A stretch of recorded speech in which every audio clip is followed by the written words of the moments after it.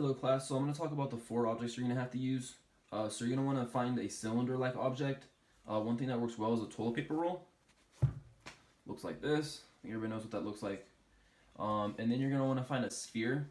So you could use ping pong balls, baseballs. You could even use an egg, similar enough to a spear. Next, you're going to want to find a cone. And I made this cone from paper. Basically, you cut a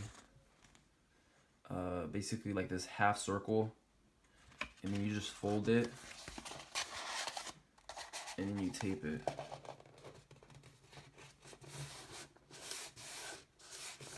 Okay, and that'll give you a cone. Okay, and then for the rectilinear box or cube, something that works well is a Kleenex box. So you get a Kleenex box.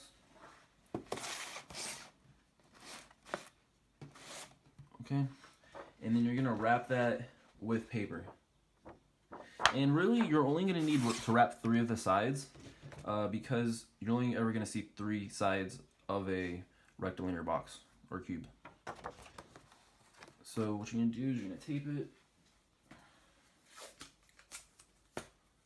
And then if the drafting tape doesn't work, you could also use Scotch tape or painter's tape. But I would suggest taping it where you can't see the tape. So tape it on the back edges that aren't going to be seen.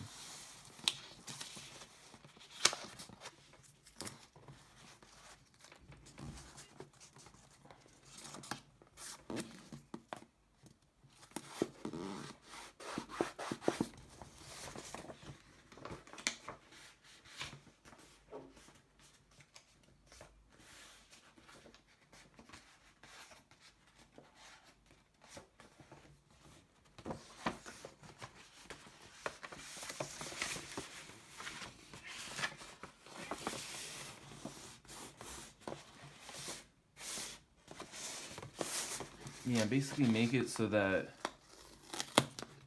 3 of those sides are being covered completely. You don't see any tape, so you have to situate it so that works.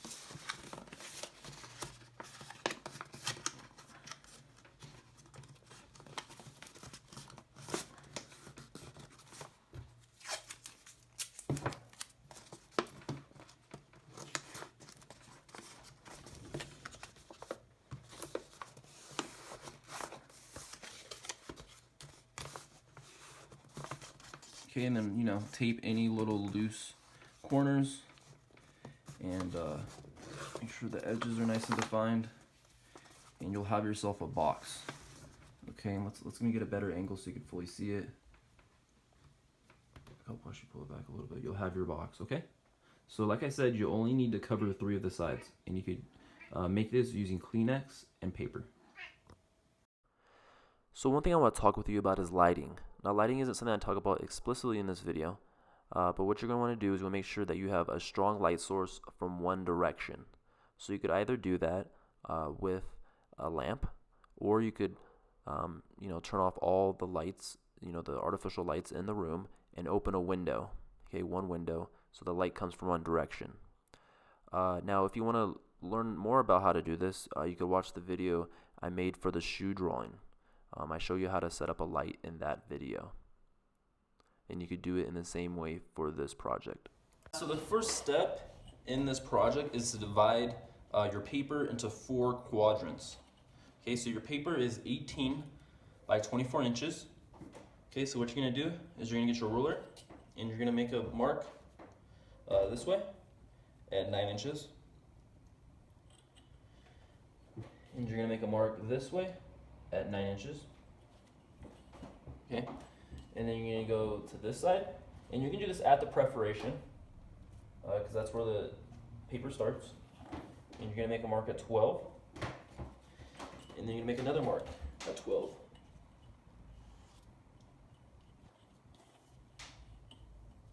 Another mark at 12, okay? And then you're going to draw this line across. Okay, connecting the 2 lines.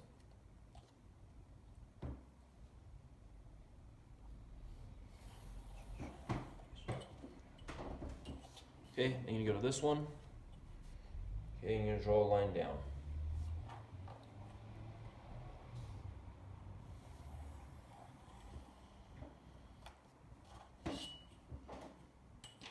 Okay, and there's your 4 quadrants. Okay, in each of the quadrants, you're gonna draw one of the simple forms that you have to do for this project, which is a sphere, a rectangular box, a cylindrical shape, and a cone. Okay, so what you're gonna do is you're gonna start by drawing a gesture drawing. Okay, and with a cone, what you could do is you could draw an axis. Okay, a very light line. Okay, you just wanna make sure that it is perfectly vertical, assuming that your cone's perfectly vertical. Okay, and you could build your cone around this. Okay.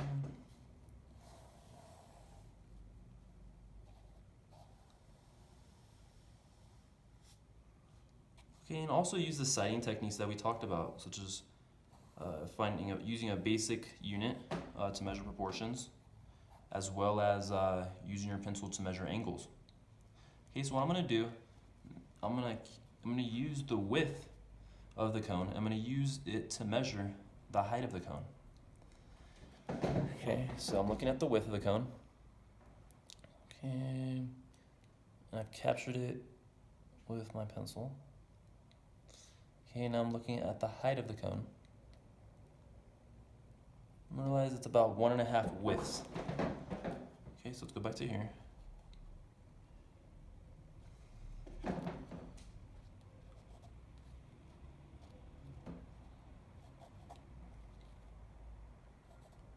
Okay, and actually, I got it pretty spot on. Okay, so let me just clean up this edge. This looks a little straighter.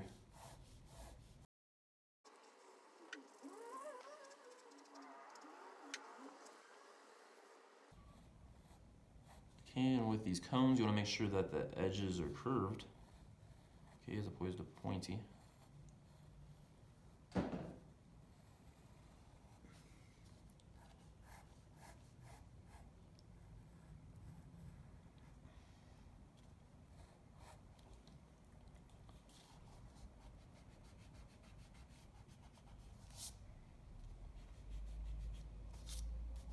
And to keep these lines very light, okay, you don't want to draw these very dark.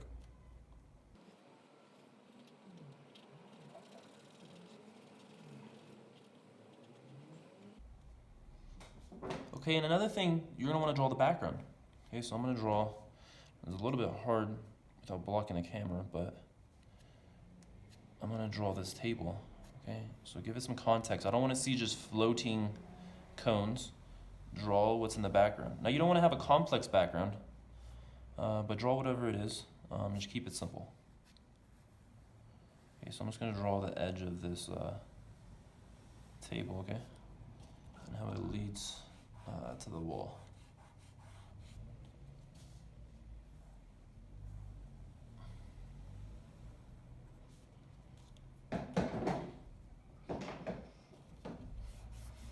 Okay, and then once you're done with these construction lines, you're going to want to erase them.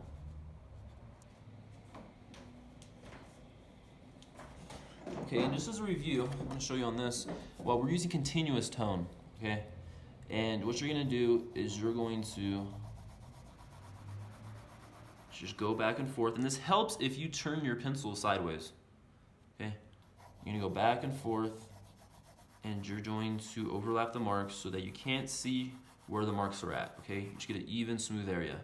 And with this technique, you're going to get the smoothest surface, okay, by doing it in multiple layers, okay? If you try to get the value all in one layer, it's not going to be as smooth, okay?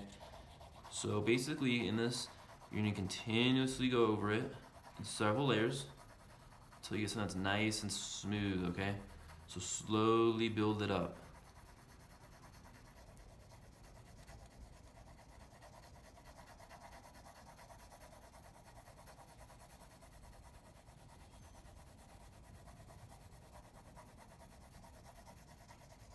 Okay, and then you could also change directions. Okay, your goal is to get a very smooth surface, assuming that what you're drawing is smooth. Okay, it could be textured what you're drawing, in case you'll develop the texture. But at first, you still want to develop the values. Now, another trick that you could use is you could get a X-Acto blade, and make sure that you push away from yourself. You can sharpen your pencil with the X-Acto knife. And this kind of, you know, this could work very well. And the reason this could work very well is because it'll allow you to have a longer piece of lead than would be possible with the regular sharpener.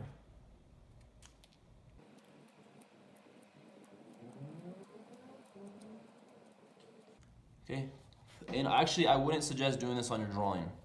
That's actually a bad idea. I only did it to show you because it was on the camera, but do it off to the side. Well, what that will allow you to get is a nice long piece of graphite, which can be used to develop the continuous tone more easily.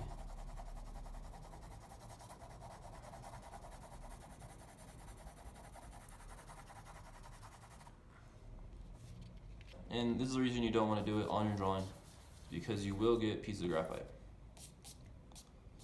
So now looking at what you see, you're going to simplify it into just two values for each form. Okay, so I'm looking at this, I'm going to separate into two values, okay? Light section and a shadow section. Okay, for the table, a light section and a shadow section. For the background, a shadow section and a light section. Okay, so break down each of your forms into two values, okay? And just keep it light at this point. In this process, you're going to be slowly building up the values. When you use continuous tone, you're going to slowly build up the values. And the reason is because this will give you the most control over the surface, okay? Get it nice and smooth. But it'll also allow you to develop transitions and will overall just give you more control over the value. Okay, and I'm starting off right now with the HB.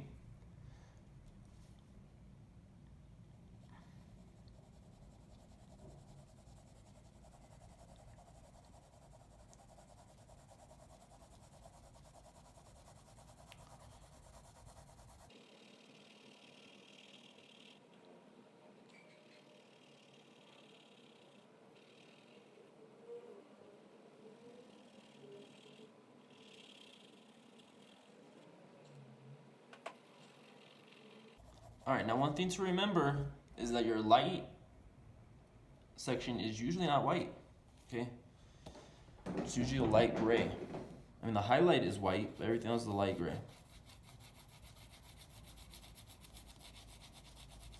So you're gonna wanna turn your pencil all the way sideways on this and just very lightly go across the section. Okay, it's a very light value.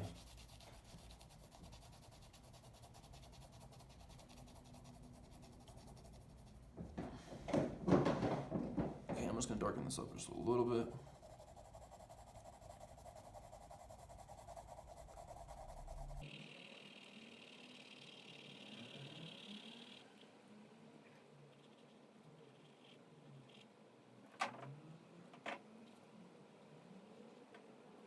Okay, and I'm going to develop this shadow a little bit more.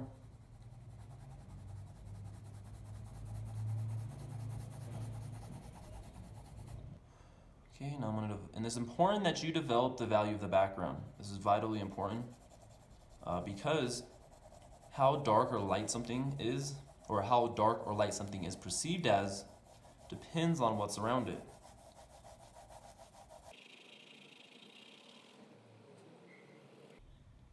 To get accurate sense of what value to make this, you have to have this.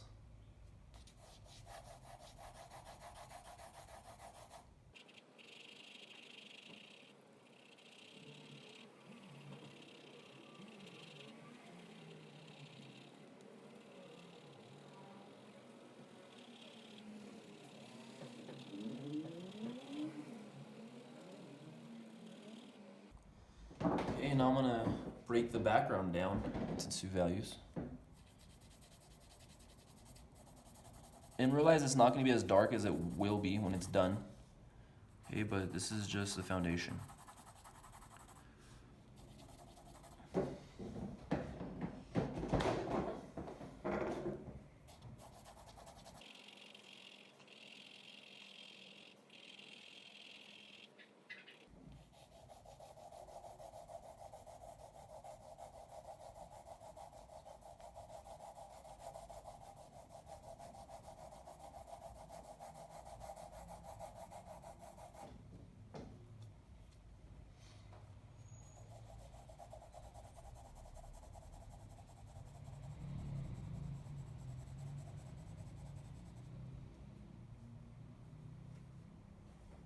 Okay, and this is a good foundation.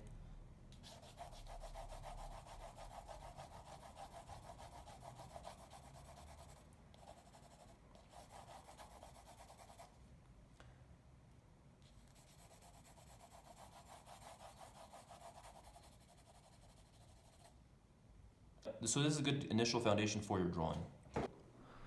So once you've done with the initial layer, what you're going to want to do is you're going to want to develop the nuances in value. So these are the more subtle differences within the light and within the shadow section. So that's what I'm going to show you in this next part of the demo. Alright, so once you have your initial layer established, then you're going to start to build up the tones. And I would say just working across the, and I would suggest working across the piece of paper, okay, within your format. And I'm going to still be working with the HB pencil. I still think there's a way I could go with this. But once I get to a certain point, then I can move over to the 2B, 4B, and 6B, depending on how dark it needs to be.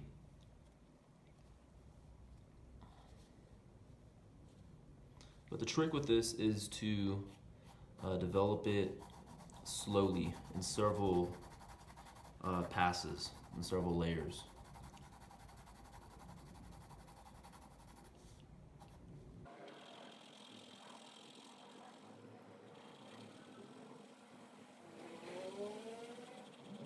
And pay attention to edges.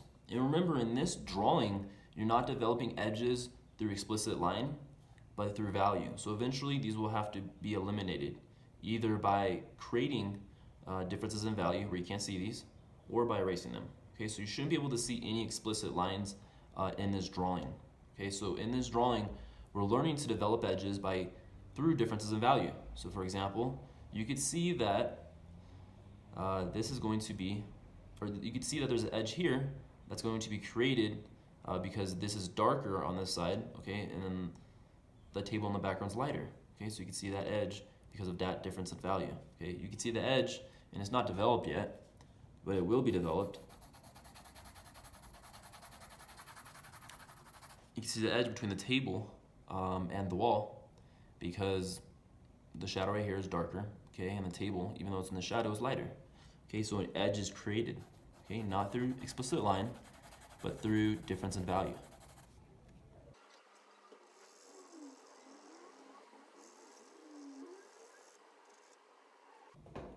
Okay, now if you want to create a gradation, like a soft edge, you're just gonna have to kind of feather it, okay, where it goes a little bit lighter.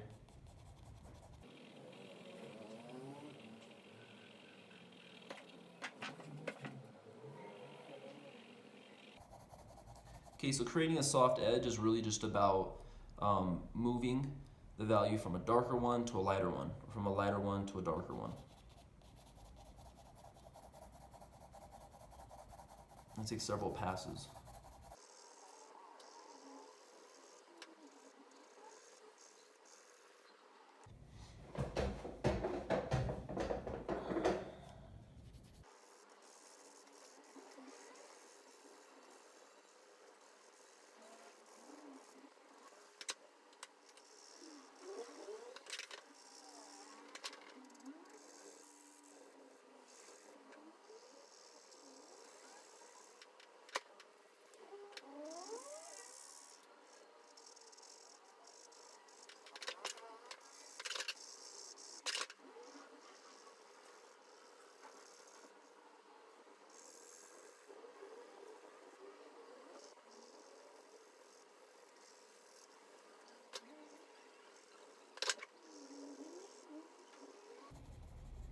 And if you ever do feel like you went too far, like you got it too dark, then you can always come through with your kneadable eraser and very lightly line it up, okay?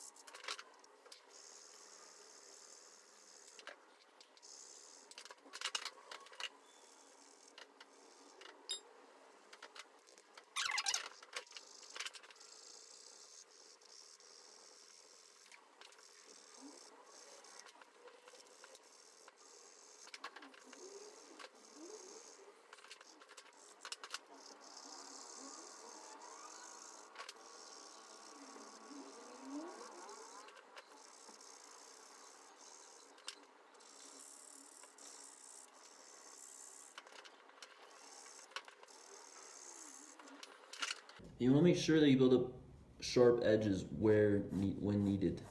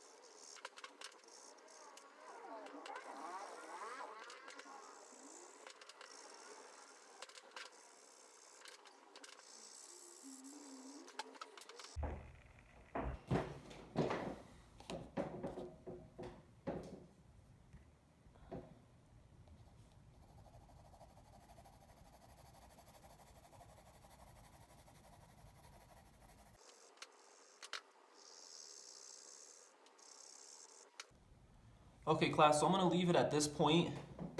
I mean, this could be developed a little bit further. Some of the edge could be refined a little bit. But I think this gives you a pretty good idea of how to develop a form using continuous tone.